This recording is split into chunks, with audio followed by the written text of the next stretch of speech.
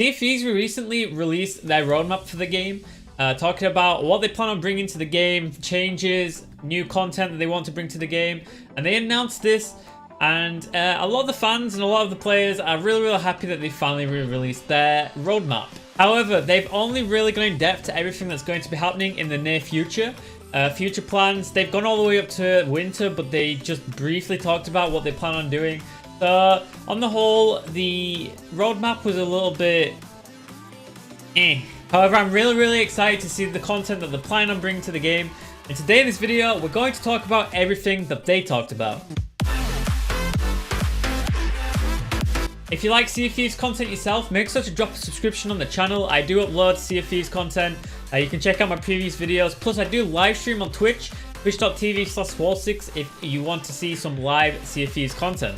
The first thing they talked about was the near future and what's going to be happening in May of this year. And basically, they want to do weekly events. And these weekly events are going to include pirates working together, trying to achieve something. It'll be trying to do quests for certain merchants, certain alliances. They'll tell you to go to a certain island, find some treasure, kill something. Anything could be in store. And these weekly events are to keep people playing the game and to make sure that the player base stays there for the big updates that end up coming at least once every 2 months. All the content that's going to be coming out in Sea of Thieves is going to be free of cost. You only have to buy the main game. There may be little pets, whatever. They did announce that they're going to bring out pets at some point that people will have to pay for with in real life money. It's like a little appearance collection that you can get. However, all these DLCs, everything that's going to be added to the game, future updates will be entirely free. So we already mentioned weekly events. This is going to start happening at the beginning of May. As I said before, it could be anything. They briefly skipped over this, saying that it's like obviously just doing quests for alliances or going to kill something. Maybe you got a quest to kill the Kraken or something and you'll get some insane rewards. Just some extra things for people to do in the game. And after this in May, they are releasing The Hungering Deep. And I quote, "The Hungering Deep will release in May and bring with it a new AI threat to the world. Players will have to work together to discover and defeat this threat as part of a unique event." So on top of all the weekly events, they're adding this big event into the game where it's going to add a bunch of content for you to do with friends. It could be lead up to a bunch of new quests to do, a bunch of new voyages. But also it can potentially add a new area to the map as well. Some new islands that you can find where you're going to have to kill these threats that we don't know about yet. They've not released much. I also quote, "We will also be introducing a number of new mechanics to assist players on this adventure, and there will be unique rewards that players can earn as part of this event." So it seems like the rewards are going to be more appearance things for the characters, but if you don't do the event, you will never be able to get these appearances again. So the longer you play Sea of Thieves and the longer you decide you want to play it, the more of these appearances you are going to unlock in the game. As for the new mechanics, this is really cool, because all we can see so far is you shoot a ship with cannonballs, you kill the ship, or you just use a sword or a blunderbuss to kill skeletons, and that's all we really see in Sea of Thieves right now. Also, you've got the gunpowder barrels that you can use in PvP, but we don't see anything else, and this could add a bunch of things to the game that we've never seen before. It could be something like for example, we could be hunting something down, for all we know. The Hungering Deep, it sounds like, I don't know, we're hunting something, we gotta use traps, certain like spike traps, you know, the bear claw things that you see in a lot of games. You know, we could be trying anything to complete these events. We really don't know what it is yet. They also mentioned cursed cannonballs, and like I said, they mentioned it. They didn't go too much into detail, but it's apparently something that the player base has been wanting, and I've not seen anything about this at all. And it's going to be different types of cannonballs you can find on islands. I don't know if they do more damage, if they explode on impact. They could do anything, and we don't know. But yeah, apparently the player base wanted it. They mentioned the player base want this, and they're going to bring it out as a reward during or after the event. And then they talk about the summer months and past May. And basically, they talk about there are 2 more contents that they want to add to the game.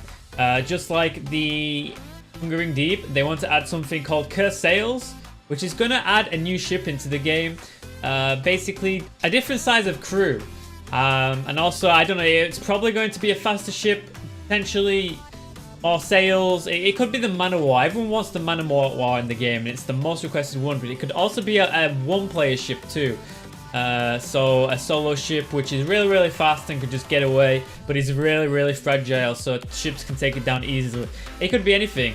But at least they are planning on adding new ships in the future, which is really, really great because they're expanding the sort of ships you can see on the sea. Normally right now you just see the galleon or you're going to see the sloop and that's it. And you're just like, I wish there was more. There's nothing else there, you know? So adding a third ship into the game is going to be really, really fun. And I can't wait to see it. And then with the curse sales, sometime in the future, they're going to be bringing Forsaken Shores. And this is going to add a brand new area to the map. Did you know how currently we have 3 areas in the game? We have the northeast, we have the south, and we have the northwest. I can't remember the names off the top of my head. But now they're going to be adding the Forsaken Shores. And they quoted in the live stream that it's going to be completely different to everywhere else you've been. It's going to be a hard journey to go through. It's going to be really sinister. As it says, the Forsaken Shores, it sounds like it's going to be like a cursed land sort of thing. There's like mist everywhere. You can't really see. It could be anything. And I'm really, really looking forward to this. A new area of the map. Everyone says the map is a little bit too small. I think it's fine personally, but this is going to please a lot of people. They also said that the Forsaken Shores is going to add another new type of AI into the game, which players are going to have to use different mechanical skills to kill. Things mentioned in the video that aren't mentioned in the article are things such as the islands that all these events are going to happen on.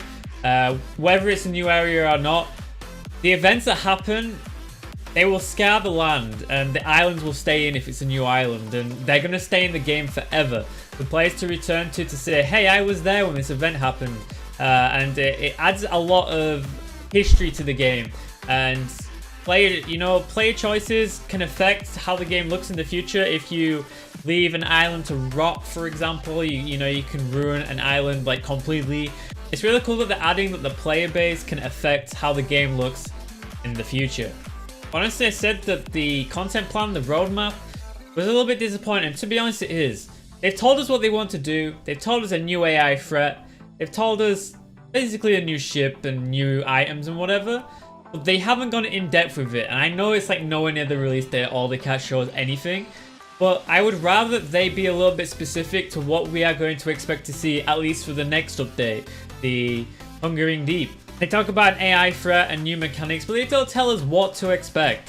And honestly, that's what I like to hear when I'm playing the game and I'm expecting new content. I want to know what to get my hopes up for. I'm hoping in the next 2 weeks or so they're going to release more information about the next update that's coming in May.